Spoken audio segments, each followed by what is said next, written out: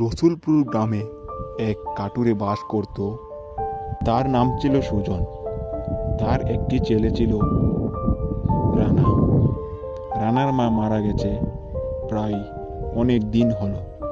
সে প্রতিদিন কাঠ কাটতে যেত এবং তার পরিবার চলতো। প্রতিদিনের মতো আজকেও সে কাঠ কাটতে বের হলো। সে কুড়ুলটা নিয়ে জঙ্গলের দিকে রওনা হলো। কিছুক্ষণ হাঁটার পর সুজন বলে উঠল, একে আজকে এখানে কোথায় এসে পড়েছি? এখানে তো আগে কখনো আসিনি। যাই হোক, আমি বরং ভালো দেখে একটা গাছ কাটা শুরু করি। এই বলে সে একটা গাছ দেখলো এবং সিদ্ধান্ত নিল যে ওই গাছটাই কাটবে। সে গাছটার কাছে গেল এবং যেই না একটা কূপ বসালো তখনই কে যেন কথা বলে উঠল। কে কে রে তুই? কে কে কথা বললো? আমি মনে হয় ভুল শুনেছি। আবার কাটা শুরু করি। কে কে রে তুই? আমার গায়ে আঘাত করতেছিস? কে কে তুমি কথা বলছো? আমি গাছ কথা বলছি। আমার গায়ে আঘাত করতেছিস কেন? আমি কাঠ কাটতে এসেছিলাম বলে তোমাকে কাটতে যাচ্ছিলাম। আমাকে ক্ষমা করে দাও। কমা আমি তোকে করতে পারি, কিন্তু একটা শর্ত আছে। আর শর্ত না মানলে তোকে এর শাস্তি ভোগ করতে হবে। কি শর্ত? আমি সব শর্ত মানতে রাজি আছি। জঙ্গলের পশ্চিম দিকে একটা গুহা আছে। ওই গুহা থেকে আমাকে একটু পানি এনে দিতে হবে। তুই কি পারবি? আর না পারলে তোকে ক্ষমা করব না। আমি তোমাকে পানি এনে দিব। ওইটা কোনো সাধারণ গুহা নয়। ওই গুহার ভিতরে একটা দৈত্য আছে। সে তিনটি দাদা বলবে। তিনটি যদি ঠিকঠাক উত্তর দিতে পারো তাহলে তোমাকে পানি দিবে। এখন যাও।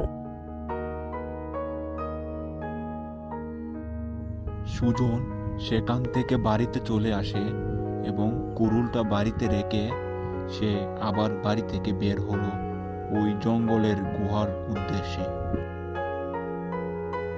কিছুক্ষণ হাঁটার পর সুজন জঙ্গলে চলে আসলো। তারপর সুজন বলল, জঙ্গলে তো চলে আসলাম, এখন কোথায় খুঁজবো ওই গুহাটাকে? মনে হয় আরো পশ্চিম দিকে যেতে হবে। এই বলে সে আবার হাঁটা শুরু করলো। আবারও অনেকক্ষণ হাঁটার পর সুজন গুহা খুঁজে পায় নাই। অনেকক্ষণ তো হাঁটলাম, এখনো তো কোনো গুহার দেখা পেলাম না। মনে হয় আরো ভালোভাবে খুঁজতে হবে। এই বলে সে আবার হাঁটা শুরু করলো। কিছুক্ষণ হাঁটার পর সে দূরে একটা গুহা দেখতে পেল। তারপর সে বলল, আরে, এই তো একটা গুহা দেখা যাচ্ছে। এই গুহাটাই ওই গুহাটা নয় তো? কাছে গিয়ে দেখি তো। তারপর সুজন গুহার কাছে গেল এবং সে বলল, মনে হচ্ছে এটাই সেই গুহা। আর দেরি নয়, এখনই ঢুকে পড়ি। সুজন গুহায় ঢুকে পড়ল। সেই গুহার ওই দিকে তাকিয়ে দেখলো একটা পাতিল রাখা আছে। এই তো, এই পাতিলটার কথাই তো বলছিল। পাতিল থেকে একটু পানি নিয়ে যেতে হবে। তাড়াতাড়ি করে নিয়ে নেই, দৈত্যটি আসার আগে। এই বলে সুজন পানি নিতে যাবে, তখনই গুহার ভেতর থেকে একটা দৈত্য বেরিয়ে আসলো। কার এত বড় সাহস যে আমার গুহায় ঢুকে পড়লো আমার অনুমতি ছাড়াই? আরে বাবারে, এত বড় দৈত্য! কি রে, কথা বলছিস না কেন? আমাকে কিছু করো না, আমি বিপদে পড়ে এখানে এসেছি। আমাকে একটু পানি দাও, তাহলে আমি পানি নিয়ে চলে যাব। আমি কাউকে এমনিতে পানি দেই না।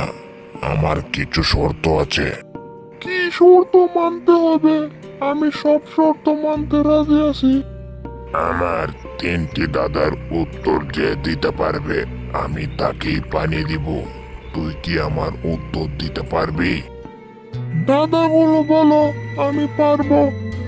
বেশ, তবে আমার প্রথম দাদা হলো গেউ গেউ করে না, পাহারা দেবারই, বাদ জল খায় না, তবু খুব শক্তিশালী। বলতো এটা কি? সুজন দৈত্যের দাদা শুনে চিন্তায় পড়ে গেল। কিছুক্ষণ ভেবে সে উত্তর দিল, এটার উত্তর হলো তালা, কারণ তালার কিছু খাওয়া লাগে না, এমনি সে শক্তিশালী। আরে, তুই তো একদম সঠিক উত্তর দিয়েছিস। এবার পরের দাদার জন্য তৈরি হ। বলো। দ্বিতীয় দাদা হলো প্রাণীর জন্তু নয়, জলে বাস করে, হাত পা নেই, তবু পানিতে সাঁতার কাটে। বলতো এই দাদার উত্তরটা কি? এটার উত্তর হলো নৌকা, কারণ নৌকা কোনো যন্ত্র নয়, তবু পানিতে ভাসে। আরে, এটাও তো একদম সঠিক উত্তর দিলি। আরেকটা দাদার উত্তর দিতে পারলেই আমি তোকে পানি দেব। আর একটা কি বলো? বাঘের মতো লাফ দেয়, কুকুর হয়ে বসে, পানির মধ্যে চেলে দিলে চুলা হয়ে বসে। বলতো এটার উত্তরটা কি? সুজন এই দাদাটি শুনে চিন্তায় পড়ে গেল, কারণ এটা বেশি কঠিন ছিল। সে অনেকক্ষণ চিন্তা করে পরে বলল, এটার উত্তর হলো ব্যাং। আরে, তুমি তো দেখছি অনেক বুদ্ধিমান। সব কটা সঠিক উত্তর দিয়েছো, এটাও সঠিক উত্তর দিয়েছো। এখন তুমি পানি নিয়ে যেতে পারো। সুজন তখন সেখান থেকে একটু পানি নিয়ে চলে যায়।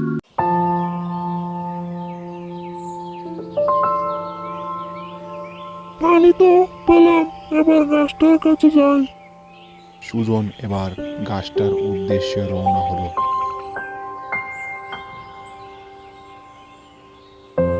কোন হাঁটার পর অবশেষে সে গাছটির কাছে পৌঁছালো।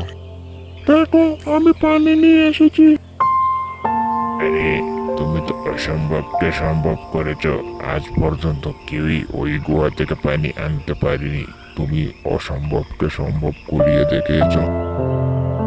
পানি তো এনেছি, এবার আর কি করতে হবে? পানিটা গাছের গোড়ায় ডালো। এই বলে সুজন গাছটি গোড়ায় পানিটা ঢেলে দিল। সঙ্গে সঙ্গে গাছটি একটি মানুষে পরিণত হলো। এটা দেখে সুজন তো অবাক হয়ে গেল। আরে, ভয় পেও না, আমি একজন মানুষ ছিলাম। এক সাধু আমাকে অভিশাপ দিয়ে গাছ বানিয়ে দিয়েছিল। পরে বলেছে ওই গুহা থেকে যদি কেউ পানি এনে আমার গোড়ায় ডালতে পারে তাহলে আবার আগের মতো ফিরতে পারবে। সেটা তুমি পেরেছো, তোমাকে অনেক ধন্যবাদ। ধন্যবাদ দিয়ে ছোট করবেন না, আমি একজনকে সাহায্য করতে পেরে আমি অনেক খুশি হলাম। তা আমি এখন আসি তাইলে।